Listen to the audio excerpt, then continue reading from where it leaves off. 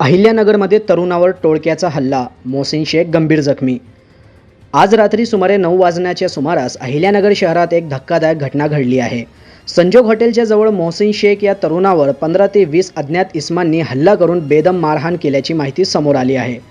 मिळालेल्या माहितीनुसार मोहसिन शेख हे संध्याकाळी आपल्या कॉटेज कॉर्नर दुकानावरून घरी जात होते। रात्री अंदाजे 9 वाजता ते संजोग हॉटेल समोर आले असता अचानक 15 ते 20 जण दुचाकीवरून तिथे आले। या सर्वांनी त्यांची गाडी आडवे लावून त्यांना अडवले। हल्लेखोरांकडे दांडके, स्टील रॉड तसेच इतर हत्यारे असल्याचे सांगितले जात आहे। त्यांनी कोणतेही स्पष्ट कारण न देता मोहसिन शेख यांच्यावर अचानक हल्ला चढवला। जखमी मोहसिन शेख यांनी सांगितले की हल्लेखोरांनी प्रथम त्यांचे नाव विचारले आणि त्यानंतर लगेचच मारहाण सुरू केली।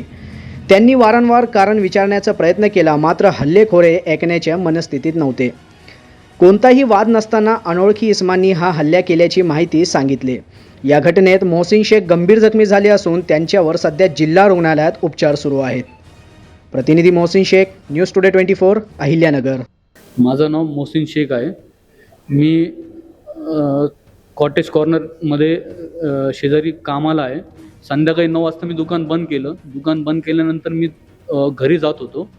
तर घरी निघताना मी गाडीवरनं सेल्फ मारलं, गाडीवरनं निघालो। मी संजोग हॉटेलच्या थोडं पुढं आल्यानंतर एक 15-20 जणांचं तोडकं होतं गाड्यावर। सगळं डबल सीट ट्रिपल सीट होते। त्यांनी मला गाडी आडवी घातली। गाडी आडवी घातल्यानंतर मला नाव विचारलं। मी त्यांना नाव सांगितलं।